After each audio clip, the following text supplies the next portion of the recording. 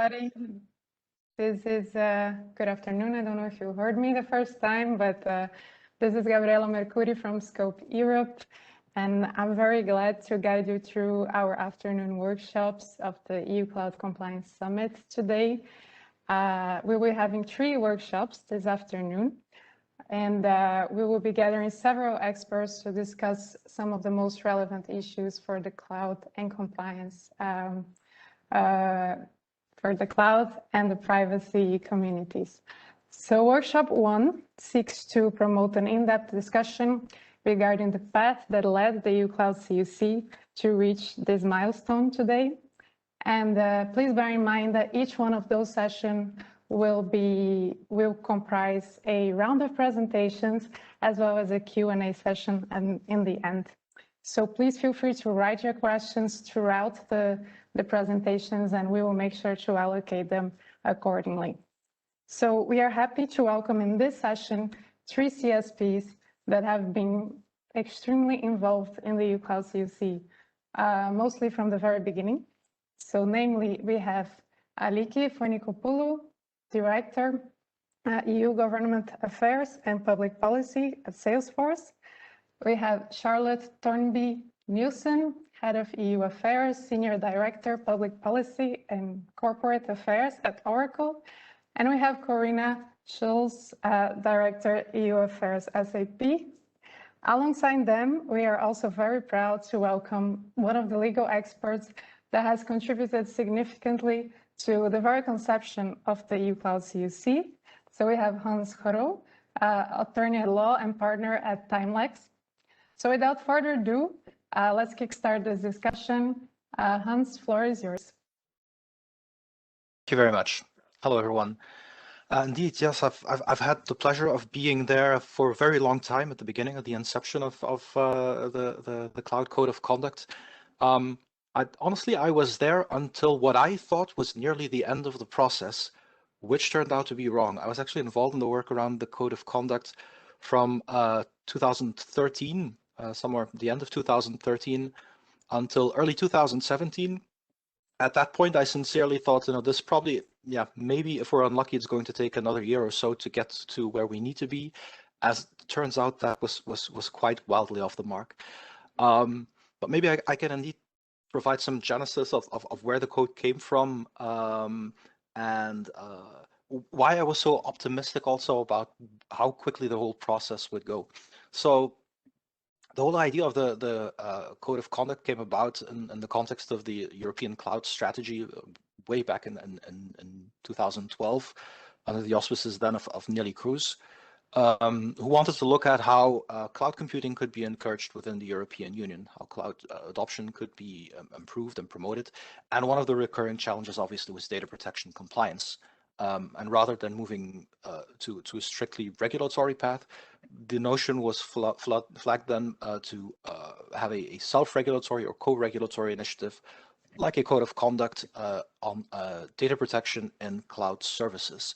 That was possible back then as well. This is in times before the general data protection regulation came about. And we're still in the European Union, we're still governed by the Data Protection Directive.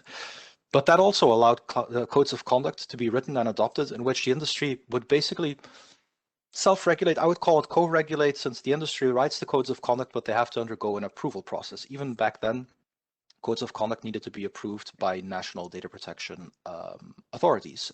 They could be approved at the European level as well. There was only one precedent at the time, which was from the European Direct Marketing Association. They were the only ones in 10 years of practice with the Data Protection Directive, 15 years of practice with the Data Protection Directive, who managed to get a code of conduct through, but the winds were blowing favorably, and the idea was here to do something similar and to have, like the FATMA Direct Marketing Code of Conduct, to have a cloud computing code of conduct as well. The idea also then was to have an approach that was quite comparable to that code of conduct, something that was relatively light, that would highlight some general principles that cloud providers would need to adhere to. There weren't any kind of advanced notions there about binding commitments, about registration, about monitoring bodies, or how you would actually go about ensuring independence and all of those more advanced notions that came about. So the idea was that you could write a code of conduct, would probably take 2 or 3 years, which is what the FEDMA code of conduct needed, and get it approved still under the Data Protection Directive. So work started in 2012. Already the first meetings were held then from what was called the Cloud Select Industry Group, the C6 subgroup on the Code of Conduct. And I was fortunate to be brought in as an editor, basically because of the consideration that the Commission had that, a lot of industry partners who are part of that Cloud Select Industry Group, cloud computing providers, but also some consumer, some end user organizations, that they were providing plenty of inputs, but it was difficult for any single party to get an overview, to put the pieces of the puzzle together. And the Commission considered it might be useful to have an editor who was not a cloud provider himself or herself, who could try to puzzle these things together and negotiate some of the compromise text. Since I was a lot younger and more naive back then than I am today, I was very optimistic about being able to do that. I think about 50 days of work over the course of a year time were foreseen, and I thought that was plenty. So the first meeting that I was involved in must have been somewhere in November of 2013. And actually, before this session, I looked it up. My first version of the Code of Conduct that I can find dates back to the 7th of January 2014. So, a month and a half in, including the Christmas holidays, we had a first draft text that actually looked kind of like the final product. A lot shorter, a lot more naive, a lot simpler, obviously, but a lot of the elements were there already. So I thought we were doing great, a month and a half of work, and we have our first draft ready here. This is going to be a piece of cake to get this done within a year or so. Obviously, that's not quite what happened. The process turned out to be quite a lot more complicated, and the people who are also on this panel today have had the pleasure of participating in weekly calls at a minimum, sometimes 2 calls a week, to negotiate and renegotiate every single paragraph of the Code of Conduct. Sometimes for hours on end. I think the average participant, and there are at least a dozen of people who were very actively contributing, probably spent about 5 to 6 hours a week for more than a year to get a text of the code finalized. So the code underwent a first finalization, was submitted then to the Article 29 Working Party under the Data Protection Directive. We got feedback saying that it was going in the right direction, but there were still some significant concerns around the governance, around level of detail, around independence, financial sustainability, and any number of things where we thought we were doing great. But the supervisors clearly still disagreed on that. So the text was refined iteratively. Sometimes the process stopped for a couple of weeks or even a couple of months, also while waiting for feedback from data protection authorities. But in the end, we got to a newer version, a more mature version that was presented in the last meeting of the C6 subgroup on the Code of Conduct in that must have been somewhere around the end of 2016, where the code hadn't been approved yet, and there was a trajectory then where optimistically was said, well, now the GDPR is here. We need to wait until the GDPR has entered into application. Well, we continue refining it, we'll continue the work, but clearly this is going to be a slowing factor. But nonetheless, we were quite optimistic about getting the process done. In the end, it took way more time than expected because of the newness. We had hoped originally to have a code of conduct still under the Data Protection Directive, under old legislation. The laws changed along the way. I think everybody who is attending this session will know that the GDPR has been quite the game changer for data protection, and the way codes of conduct have been dealt with under the GDPR is also a lot more professional than what you see under the Data Protection Directive. So the Code of Conduct needed to be reworked quite substantially. The independent supervision had to be ensured, which is the point also where I stepped out as an editor somewhere in early 2017. And the colleagues of Scope Europe kindly took over of what I then still would have thought, had expected would take, probably still about a year or so. But I thought that would more or less do it. I think the colleagues from Scope and everybody on the panel here can affirm that the work they've had to do since then is frankly nothing short of titanic. The patience that they had to have to continue the discussions, to keep negotiation up, to keep refining it, to keep answering questions from stakeholders, from data protection authorities is hugely impressive. And so we got to the point where we are today, finally, where the code has been resubmitted, negotiated. Also the cooperation of the Belgian Data Protection Authority, who's been kind enough to be willing to innovate in this area as well. This is, this was discovering the road as we went along it, ending up where we are today with a mature and final code of conduct. And I think I'm personally extremely excited over this code of conduct and over the fact that we now have codes of conduct, because I think it's also fair to say under the Data Protection Directive and even under the GDPR, there's always been quite a bit of skepticism about this model of self-regulation or co-regulation, depending how you look at it. There's always some concern about industry having a contributory role in writing their own behavioral rules. I consider codes of conduct to be a co-regulatory instrument because of the interactions, and everybody who's been working on this can attest that there are very, very, very many interactions between the industry and the regulators, the data protection authorities themselves. It's a bit naive to say that codes of conduct are the industry regulating themselves and therefore that there is a trust gap because of that dialogue, because of that interaction, because of the fact that data protection authorities, reasonably and prudently, ask very critical questions to make sure that they wind up with a product that actually offers very concrete guarantees to businesses in the European Union and to European citizens.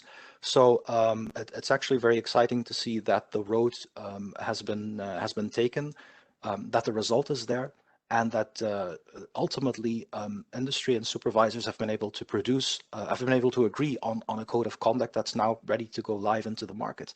And that's, when looking at what is the unique distinguishing element, well, others are going to mention a little bit further on that the main part that I've been experiencing is the depth of negotiation and the depth of commitment that's required from the participants, from industry stakeholders in getting a code of conduct ready.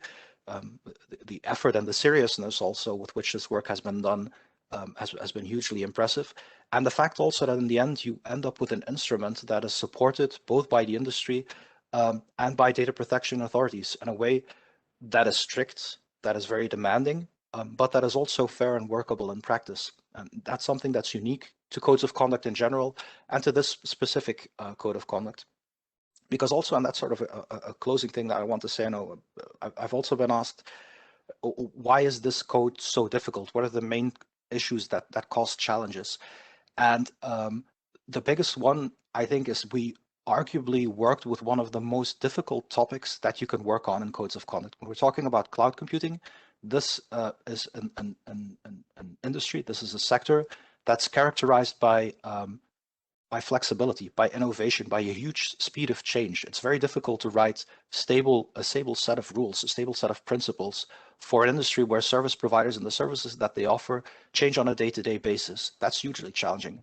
Furthermore, obviously, the cloud is increasingly important, still increasingly important in every segment of life, and people's personal life and lives, and for European citizens, for European companies, for European administrations. And there's awareness of that as well. So this is not a code of conduct where people would go, yes, this is important, but if we mess it up, it's not going to be that huge of a problem. This was a code of conduct that was also seen as having a huge political and strategic importance. Also, obviously, against the background of the Schrems 1 and 2 decisions from the European Court of Justice, this was not a code of conduct where data protection authorities would say, it's more or less okay, just let it pass and we'll see what happens. This had to be perfectly right from the start before it was allowed to move on. So it was possibly the most challenging business area in which to pioneer. But nonetheless, the team and also the panelists that we have here in this workshop, they all committed to it. They kept committing to it for a period of almost 10 years, which is amazing when you think about it. And we spent a lot of time navigating both the business complexities, the links with independent standards, with independent ongoing policy activities, looking also at arriving at a result that's also workable, because it's easy to write an extremely strict code that's in fact so stringent and so demanding that it's simply unworkable in practice. People have committed to that, have negotiated to it. And I think, in this particular workshop, in this particular session, we have mainly the people who have contributed to those discussions from the industry side. I think, since I'm not a part of their industry, and I feel entirely free to congratulate them for their patience and their commitment in getting that work done. At the same time, also the data protection authorities, they've also had a difficult job to do, being forced basically to make a decision on a topic that makes them understandably slightly nervous. So they've also had to take a chance on this model and giving it the opportunity of working as the legislature intended it. And to allow these codes of conduct to be tested and tried in the market. So I think that's been a great adventure, and I'll wrap up my presentation there. I think it's been a great adventure. I thought when I stepped out as the editor that I'd done at least 3/4 of the ride. As it turns out, I only did the first half. It was a fantastic experience, and I'm very curious to see where the code goes next. That's my presentation in a nutshell. Thank you very much, Hans. This is extremely interesting, particularly for me. I have joined Scope Europe way more recently than all of you guys have joined this journey, let's say. So this is great to have such an overview. And I'm happy to give the floor to another great contributor to this initiative. Aliki, floor is yours. Thank you very much, and good afternoon to everyone. I'll start by saying, first of all, how proud I am, I think we all are, on this panel, on every panel today for the achievement that we have on our hands. But I also want to take a couple of seconds to thank my colleagues from the privacy team within Salesforce, the security compliance team, everyone who has been spending a lot of time, as you heard by Hans, on reviewing, negotiating the code, making sure that the text is as robust as we have it today, and that Salesforce is able to comply. So it's been really a team effort, and it's a team effort both internally, of course, as I said, within Salesforce, and also an extremely rewarding experience for me, very challenging as well in terms of how long it took and the different steps we had to take as a group to get here, but extremely rewarding for the cooperation we had also with companies like Oracle, SAP, the other colleagues from other companies that were sitting on the drafting group, on the general assembly of the code. This has been one of the main advantages I have seen, both personally in my capacity as a government affairs professional, but also for our whole industry, I think, to sit together, collectively think about important topics, probably one of the most important topics for our business, privacy and data protection. And I'm sure the code will be the way that will be a model for this type of cooperation to continue in the future. And we see that already with the announcement of further modules and how we're thinking about the future of this code. So as was mentioned also before in earlier panels, but also by Gabriela, we have been involved in this project since day one. I believe it also precedes a little bit my time at Salesforce. I've been with the company for 6 years now. But it was one of the main things my boss, when she hired me, she was very clear that this is a priority for us, and it has remained a priority throughout the years, even when times came that we were not sure about where the where is the code going, in the sense of, do we have a chance to make it the great standard that it has become today. However, we have always been committed.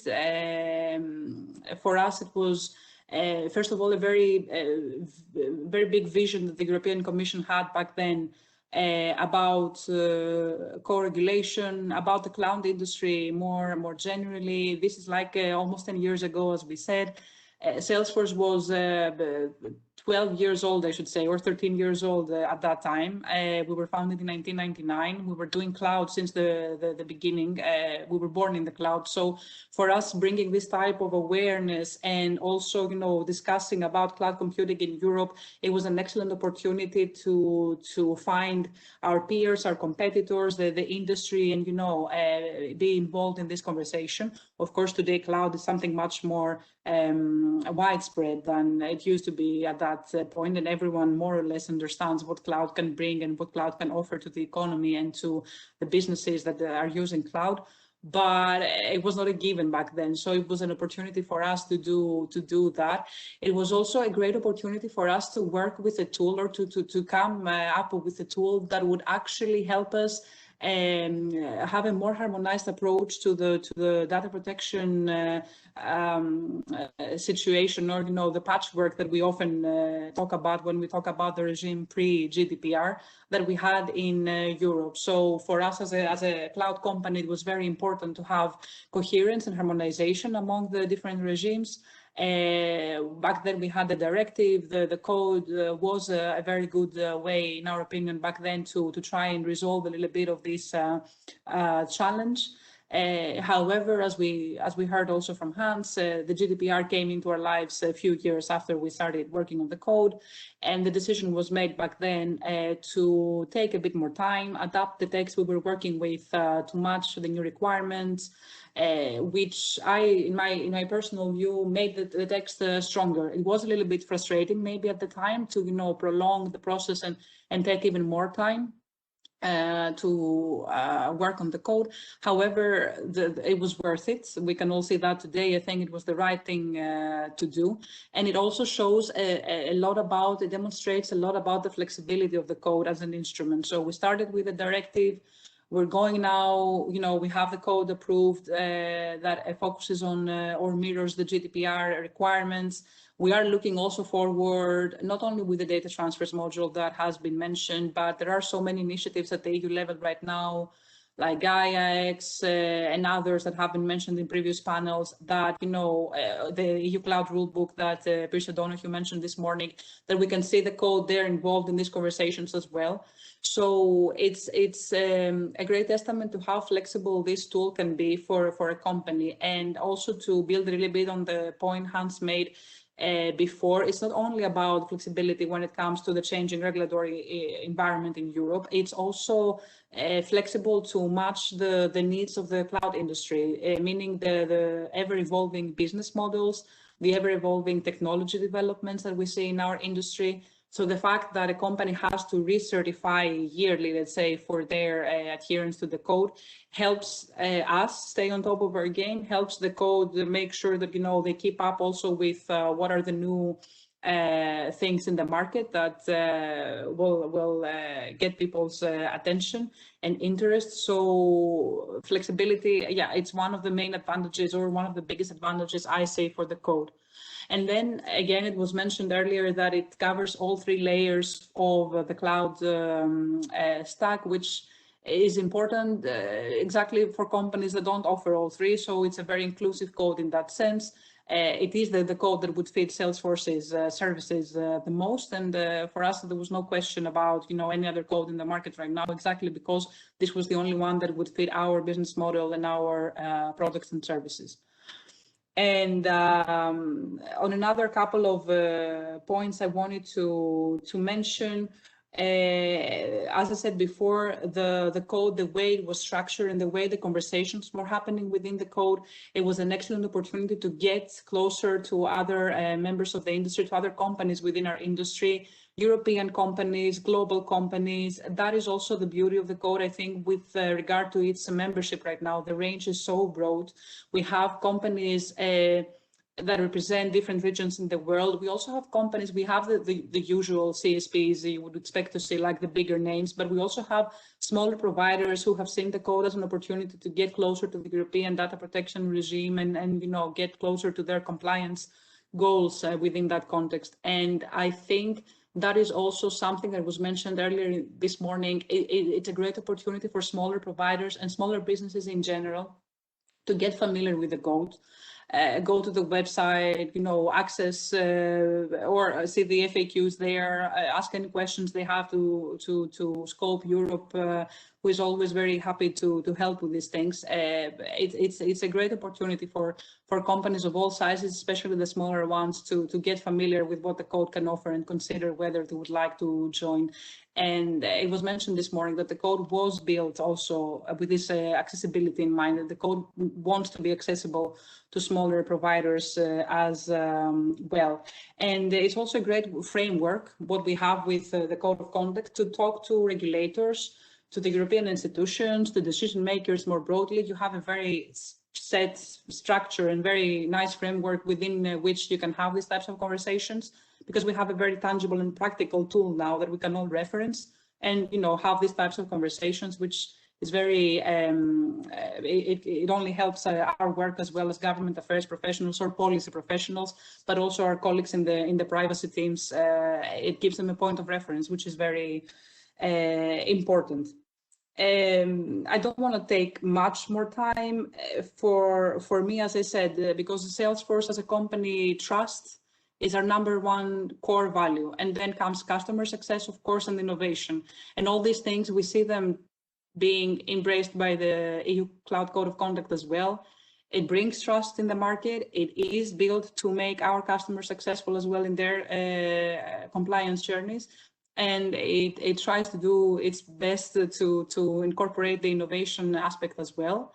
So we're very happy to be part of this work. We have also declared our adherence recently, and we're very much looking forward to the next steps in the certification process. I'm also happy personally to be contacted by people who would like to learn more if there are any questions beyond the panel, I mean, of course, and looking forward to the future.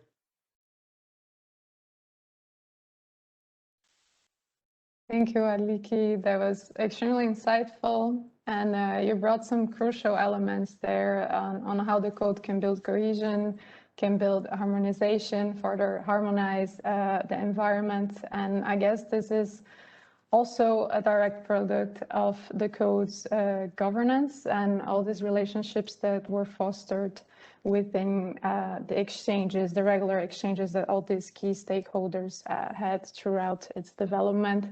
So it's perfect timing to bring in Charlotte, who is also a co-chair and has contributed significantly. So Charlotte, please.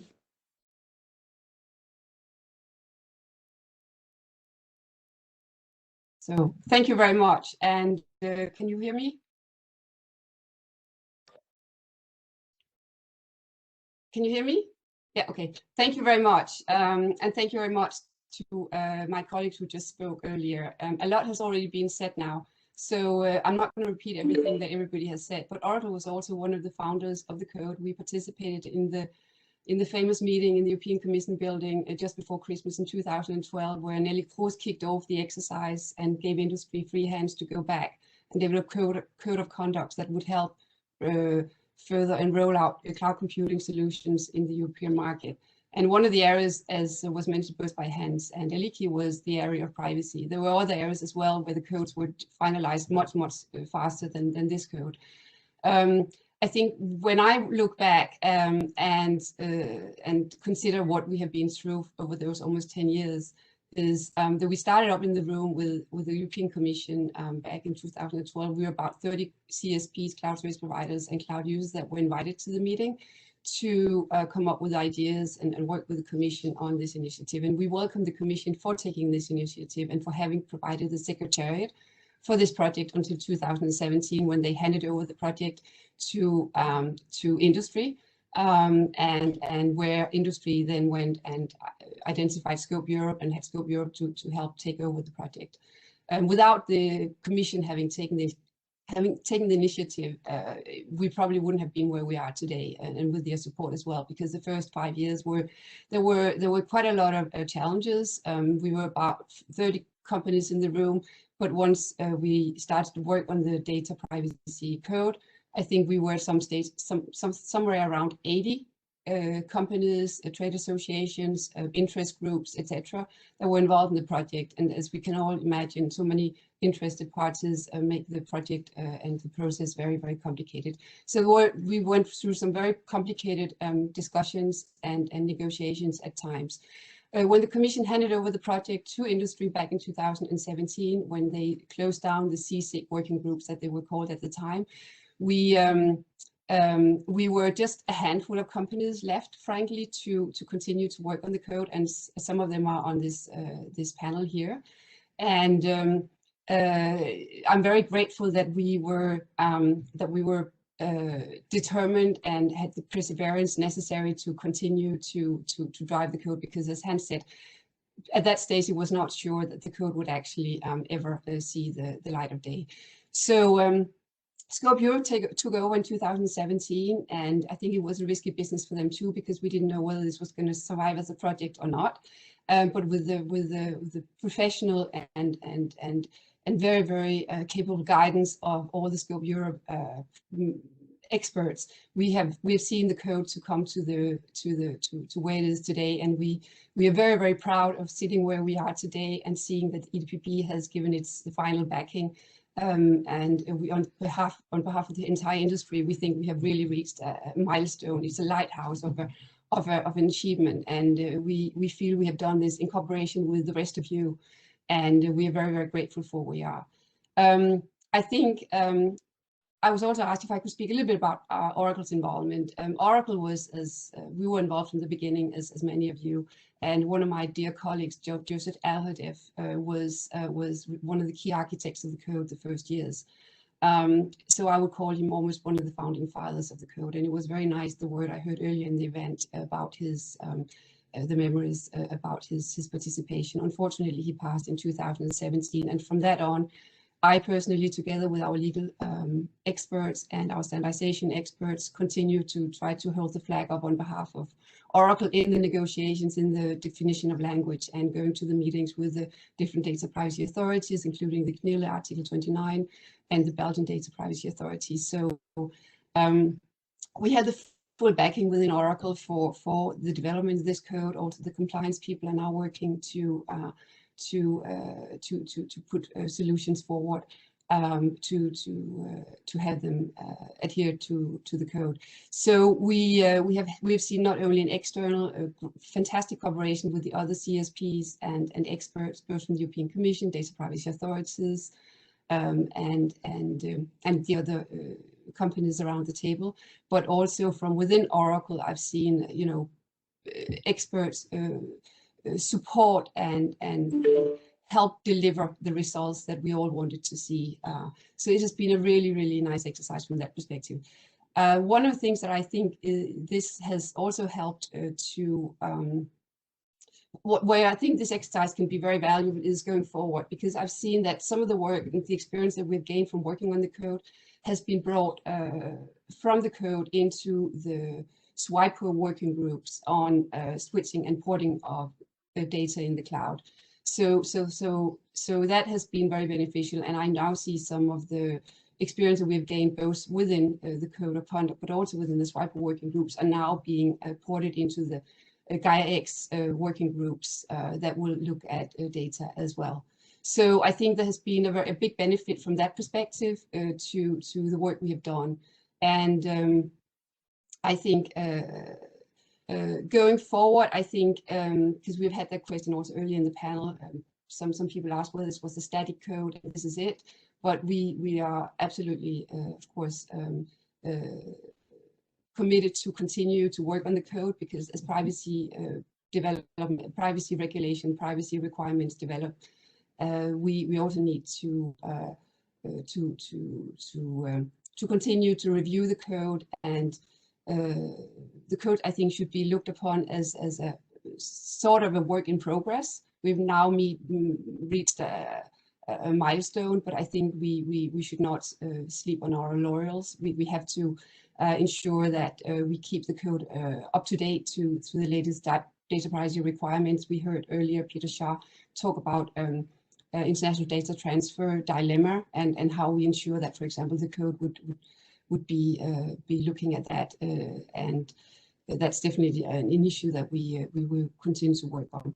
So I think what's also important perhaps to mention about the code is that it is, and that's what was mentioned also by many of the other speakers today, is that it's open and inclusive for all to join. It has been developed in a very collaborative way, where all members that were participating could contribute, whether it was just a little bit or with deep dive technical expertise. Everybody is welcome. All contributions have been welcome. There's been no sort of preferential treatment of companies or experts that provided more input than others. Everybody's on the same level. And I think that has been an amazing experience as well. And as Aliki also said, we're working among competitors here in the cloud space, but we work as colleagues when it comes to working on the code, and see that we end up with a product and solution that we can all work with, and that will help customers and consumers find more trust in cloud services that they sign up to and buy. So I think I could talk a little bit about the Scope Europe and participation and sign up, but I think I'll probably stop here, and then maybe perhaps we'll have some questions around that later on. Thank you. Thank you, Charlotte. Thank you. Again, super interesting. And yeah, you mentioned Swiple, you mentioned the third country module, which is, by the way, something that will be discussed further on in the third workshop at 3. But for now, I think this shows how this code actually goes beyond the cloud industry itself, or even the privacy environment itself, but can really provide this high quality baseline that can support further co-regulatory initiatives across each and every other sector and policy field. And that's really something great here. And yeah, to bring some more interesting inputs in that regard, that we have Corina, who is Director of EU Affairs and is deeply involved in other initiatives and can give us a quite interesting input in that regard for sure. Hi, Corina. Hi, can you hear me? Yes. Very good, very good. So actually, I don't think there's that much for me to add. I'll still share a little bit of my experience. I have to say that I was also there from really day one. Charlotte, when you mentioned these, you know, the commission kicking it off, I all of a sudden saw these huge rooms in front of me with I don't know how many companies. It was really, there were a lot of companies, you know, interested in the beginning. And Hans described the process very nicely. And then sort of, you know, it boiled down to a couple of diehards, right? So who carried it forward, for me, there was never a question that we would give up, right? It was far too important to give up. But there were moments when it was really, really difficult and challenging. But what I found quite remarkable in the whole process was that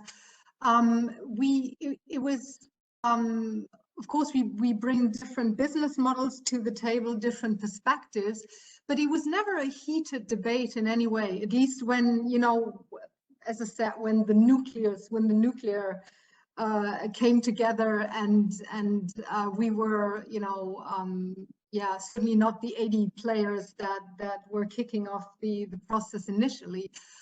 We always had, you know, very constructive debates, you know, I found it quite interesting that there was never any shouting or finger pointing, but a very, very collaborative spirit, you know. So I would really say, I mean, we really all ended up being friends and allies and partners, and that is, for me, very, very important to keep in mind. Also now for the way forward, we have the blessing of the EDPB, that's extremely important, but we've created a brand that we all support, right? That we all back up, and that we all think is worth fighting for, and that we are going to protect.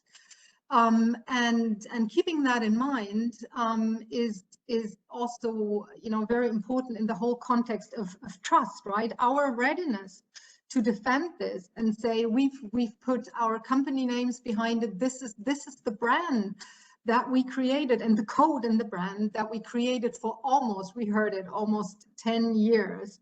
I think really also shows that we are, of course, more than ready to engage going forward, right? This is not something we're going to drop now. This is, as we said before, it's a lighthouse, and it's going to be here to stay.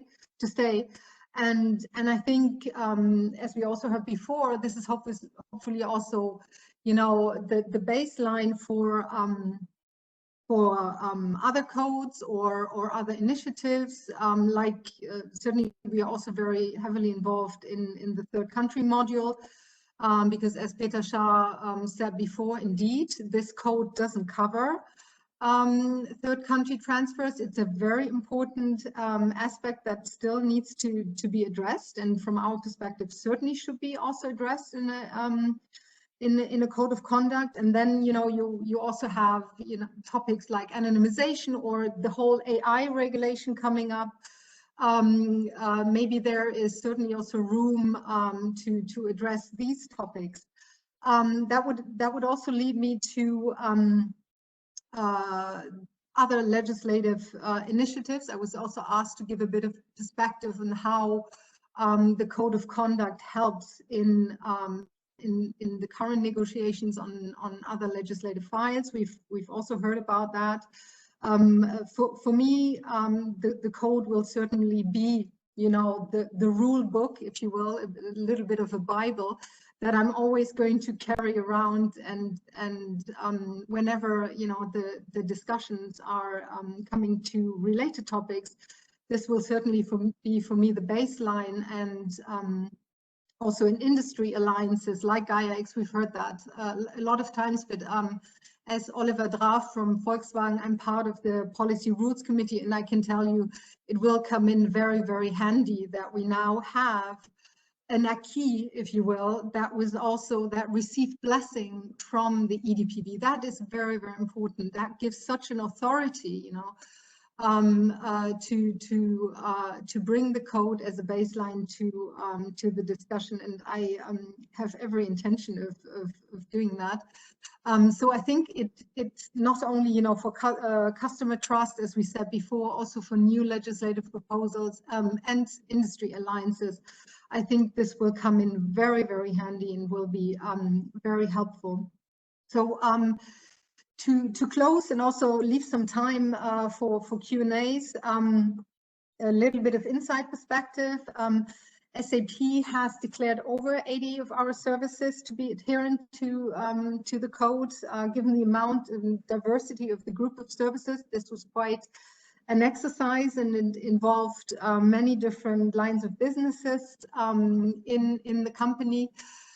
What I can say, because I also I was part of looking at the overall GDPR compliance for the company. I was sort of a bit of cheerleader from the sidelines, if you will, which was really, really complex. I could tell that now when it comes to the code, it was a bit easier to rally the troops. There was one common goal, there was one very clear outcome and perspective. So while it is very, very complex, I have to say, it was still easier to get everybody around the table and have a clear understanding of why this matters and why this is important. And it will remain, a crucial exercise and certainly also challenging. But I think that's the good news, that everybody in the company understood how important that is, and that we obviously need to continue and carry that forward. So I stop here. Again, many thanks to the CoC team. Hans, also to you. I remember those times. To my fellow panelists, it was great working with you, and I look forward, to the next challenges and carrying this code forward and really make it happen and use it. Thank you. Thank you, Corina. Thank you. All right.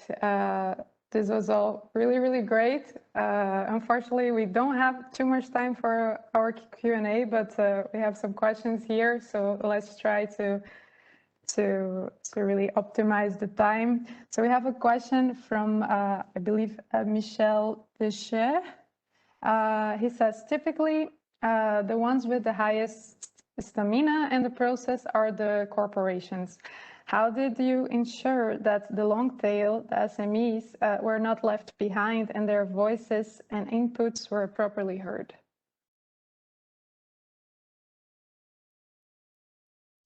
Somebody particularly would like to?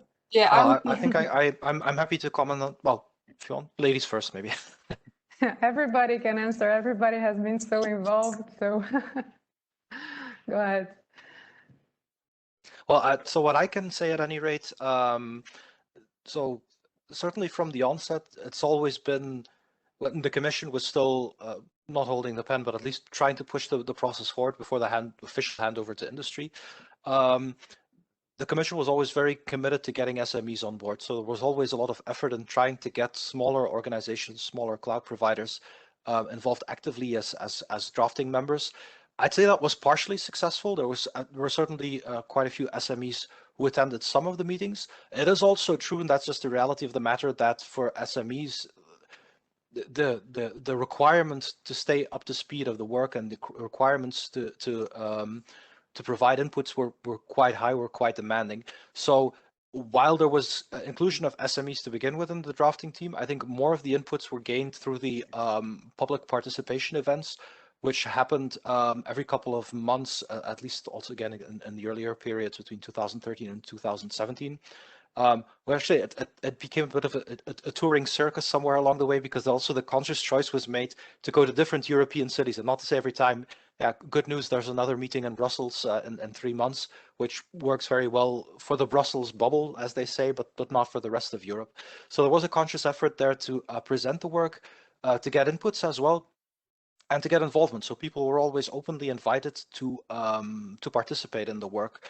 I don't think there's any sense in denying that the bigger corporations had the biggest involvement, but indeed that's mainly a matter of resources. But I think also the fact that the drafting work, a lot of the drafting work was done with the European Commission looking over the shoulders of the drafting team and saying, you know, is this going to work for SMEs? I think that was beneficial.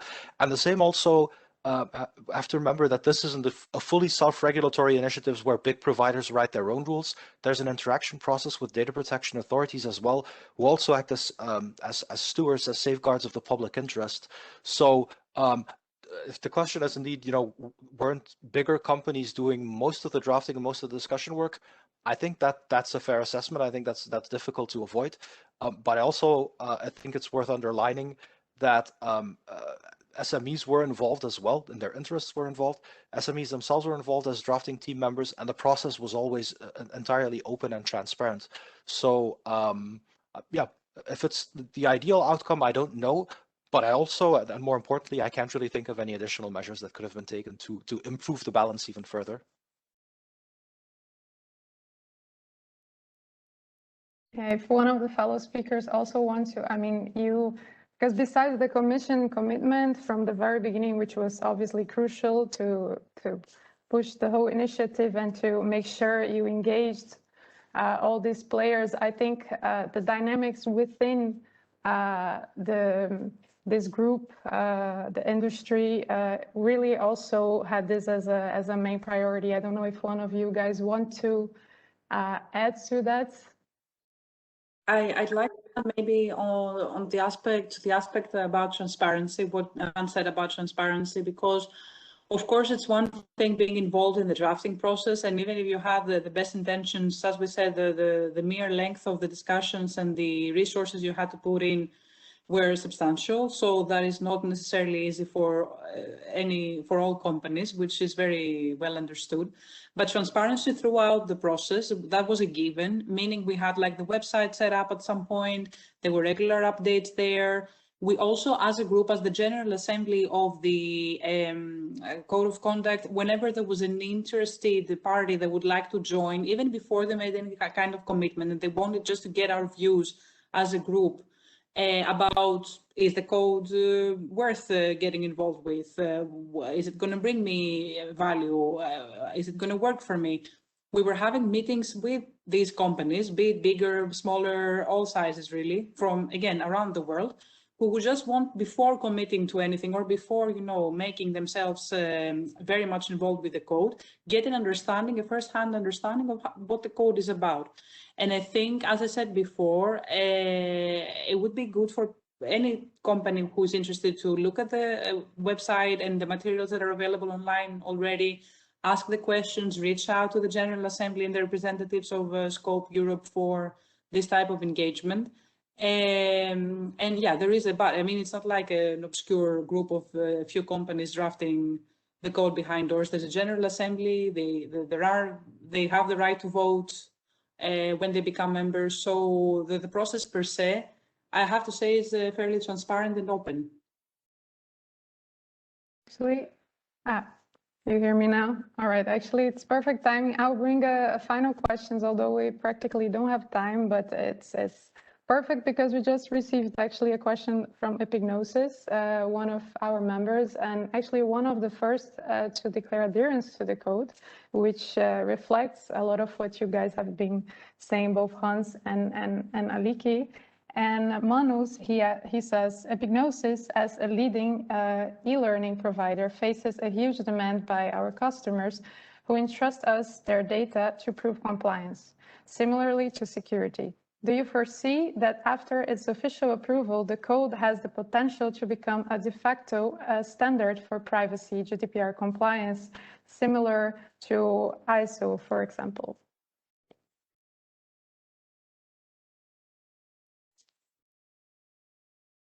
Can I take that? Or yes, please. Are we? Yeah, I very much hope so. You know, for me, as I mentioned before, right? It's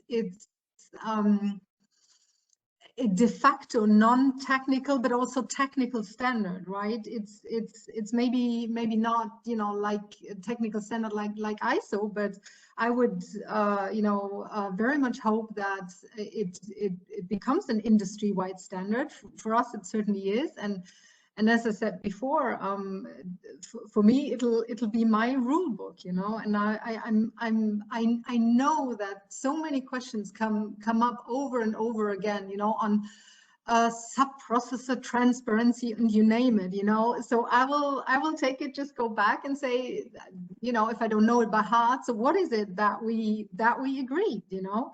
We agreed as key players, and we have the blessing from the EDPB on it. So for me, yeah, very much. For me, it is already a standard in a wider sense, and I would hope that, you know, it'll be recognized and taken up as such, indeed.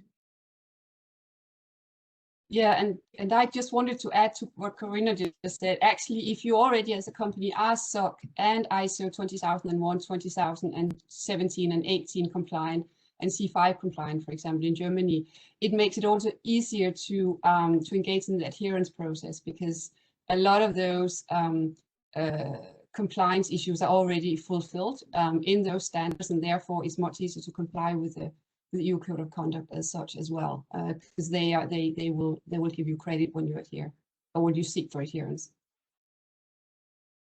And we agree with it. Perfect. Yeah. All right, guys. Thank you very, very much for joining us today. Thank you, Aliki, Hans, Corinna, and Charlotte. It has been really great, and look forward to continuing this work together, and hope to see you all very, very soon. Same here. Thank you very much. Thank you. Bye-bye. Bye-bye, guys. Have a nice afternoon. Thanks, everyone. Bye.